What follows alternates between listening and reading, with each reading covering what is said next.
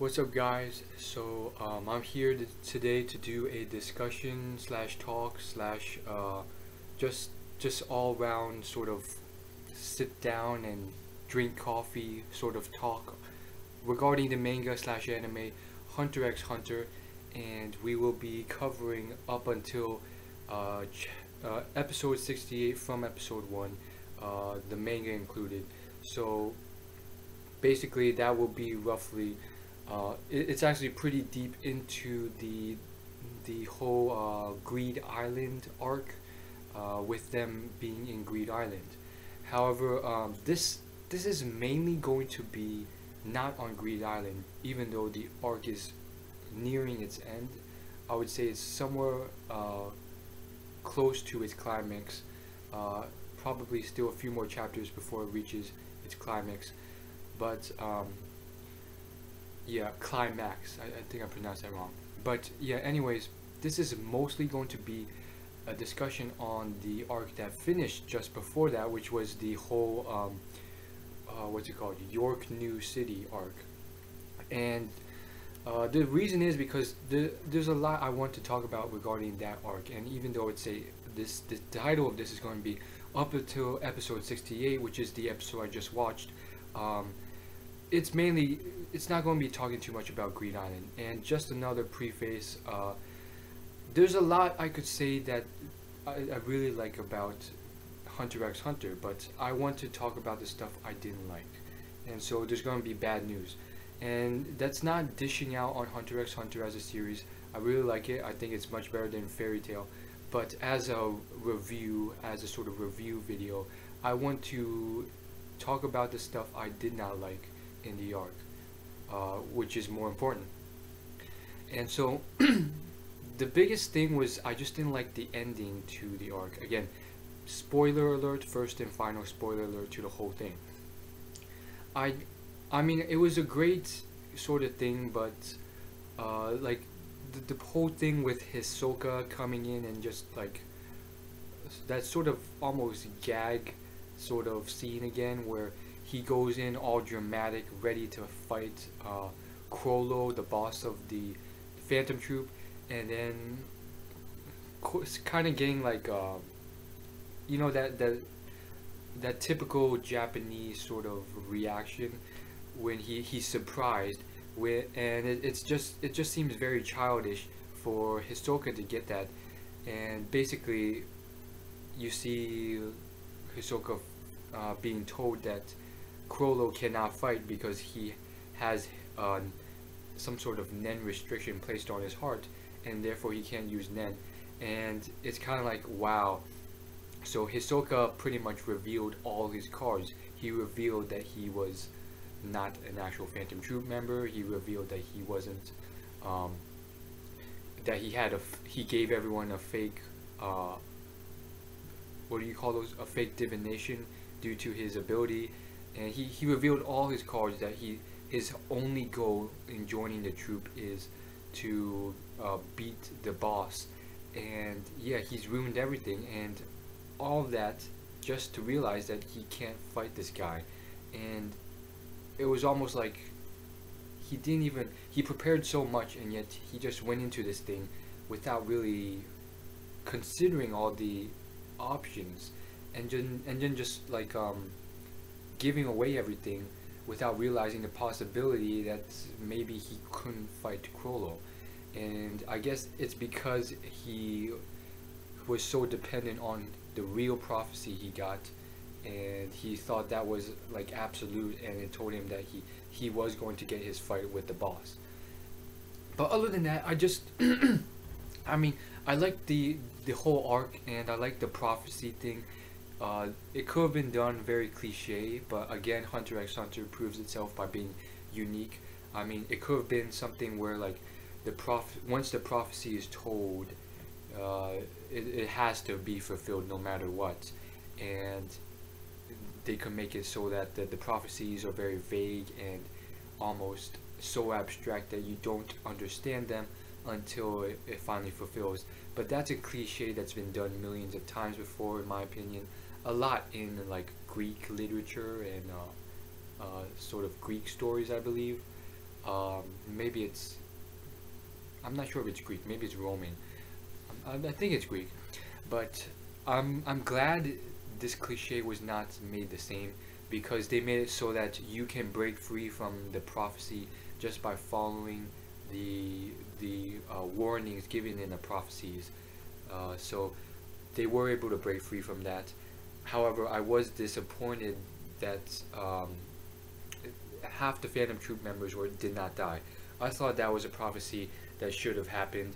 Um, I thought the best ending would have been that some prophecies got fulfilled because people did not heed the warnings or could not heed the warnings, and at the same time, half the other prophecies were not fulfilled because they did heed the warnings. And I think that would just be great, because it shows that if you choose to, you can break free from destiny. And at the same time, if you're just foolish, or you somehow stumble into a predicament you can't get yourself out of, then destiny will be fulfilled. But it seems like 90% of the prophecies given to the Phantom Troop were not fulfilled, because basically they, I don't know, they just weren't fulfilled because I guess they heeded warnings and avoided them. But I just didn't really understand that. I thought it was a huge letdown that only one Phantom Troop member died after all of that, and it wasn't some big showdown. I mean, with the first Phantom Troop member being killed off, I thought, okay, this is going to be a huge sort of fight, or a huge culmination of Kurapika coming in and slowly killing them one by one with lots of bloody, hardcore battles, and we never see any of that. It's this big build-up and then a sort of letdown, in my opinion.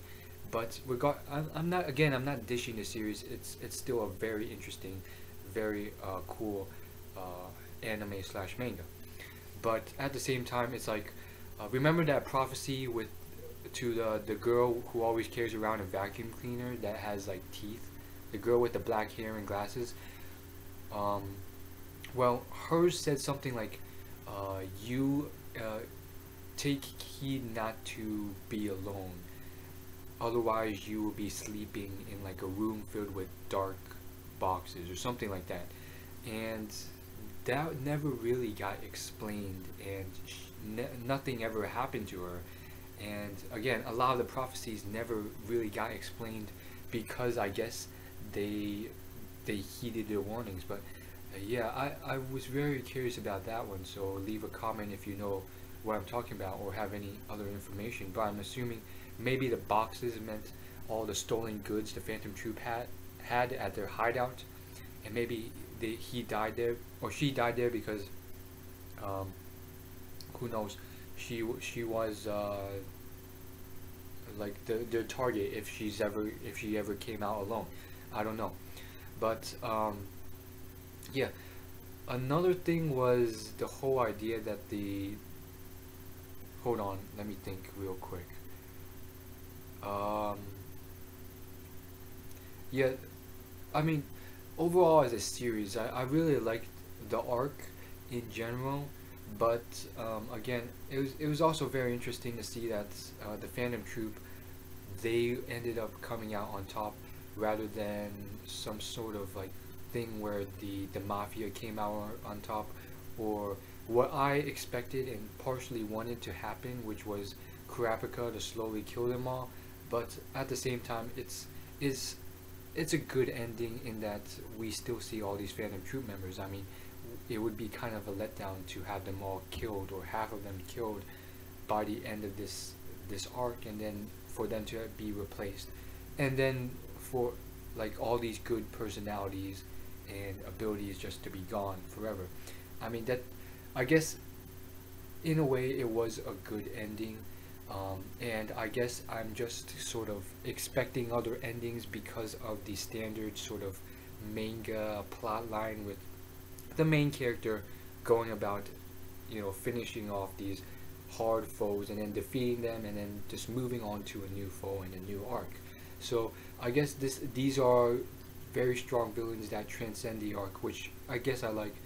And the last thing would probably be just Crollo, I think his last name's Lucille Liffer or something like that, the boss of the Phantom Troop, for him to be so weak. I mean, like, I never understood that parallel with him being able to 1v2 like Killua's dad and grandpa, and displaying like just a hint of all his abilities. I mean, judging from that small exchange, it seemed like he had a vast amount of stolen abilities, and we've only seen a couple. And for him to be so easily almost caught and captured by Kurapika, him, the boss of the Phantom Troop, when even Killua or Gon, they teamed together, could not kill even like the lowliest member of the Phantom Troop because of their power. For Kurapika to just chain up the boss and be able to do that just because the lights went out and he was at a distance that was close enough, I just thought it wasn't a good parallel, and I wasn't expecting the boss to be so. I mean, he's not weak, but I thought he'd be like, after the whole exchange with Killua's dad and him, I thought he was like the strongest, one of the strongest in the Hunter x Hunter universe so far. And then boom, I got it kind of got destroyed when Kurapika so easily caught him by just turning off the lights and using his chains. And I do realize that Kurapika, again, his change, I believe his chains do this sort of forced, forgot what it was called, forced Zetsu, which like pretty much prevents them from using Nen. And I know that like once Kurapika wraps his chains around them, they're like impossible. It's impossible to get like use Nen or escape. But at the same time, I'm like, come on, this guy is super fast. He's the boss, therefore the strongest of all the Phantom Troop, and we've seen the speed of like just of one of the members of the Phantom Troop, and they single-handedly can beat Gon and Killua. So I was like, man, I wasn't expecting the boss to be so weak.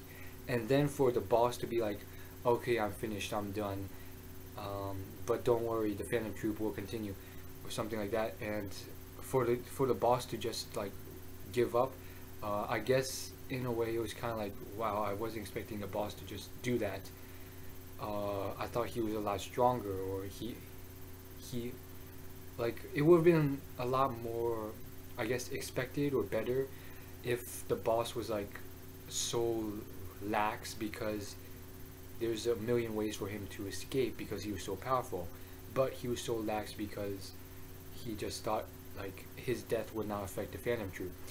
And I guess that's just a different way of spinning it, and I guess it's still a good ending and good pathway, but I'm just proposing other endings.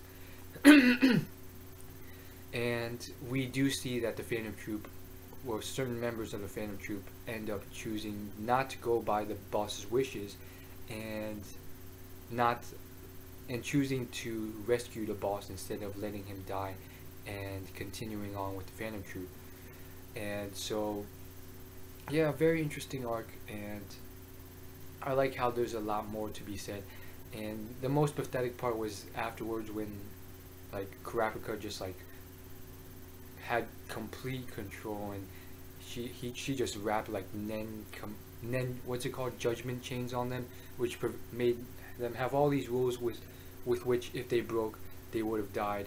And I just thought, wow, come on, you're the boss of the Phantom Troop and you have this whole set of abilities, and you can't do anything to stop this guy who just learned Nen, who just finished the Hunter exam, who has now placed all these judgment chains on you so that you can't do anything, you can't use Nen or anything, and if you do, you die. And it's like, wow, that's kind of crazy. But again, Kurapika, I mean, I like him, or her, I like her as a character, but I'm pretty sure it's a her. I like her as a character, but at the same time, it's like, I don't know about this. Should she be the strongest one? I'm really hoping. I mean, right now I'm towards the end of the or middle slash end of the Greed Island arc, and it looks like Kurapika will finally be surpassed by Gon and Killua, which I thoroughly enjoy. I mean, I don't like Kurapika as like the strongest of the group. Even I mean I would have no problems with Leorio being the strongest at all, but that's not the case. Anyhow, that's about it. I am up to episode 68 now, and so yeah, I've watched a good deal of the Greed Island arc already, but again, this was mainly a discussion of the previous arc. Thank you for guys for watching. I think I've heard a few things about the apparently it's called the Chimera Ant arc, and apparently it's like a very good arc. Go ahead and leave your comments, but make sure not to spoil anything because I do read all comments, and I will try and reply to all of them, as long as they're not vile and vicious. And finally, as always, like, rate, comment, and subscribe is completely free. Just hit the free subscribe button down below, which will allow you to watch, or it'll notify you whenever I upload a new video. See you guys later. Thanks for watching. Peace.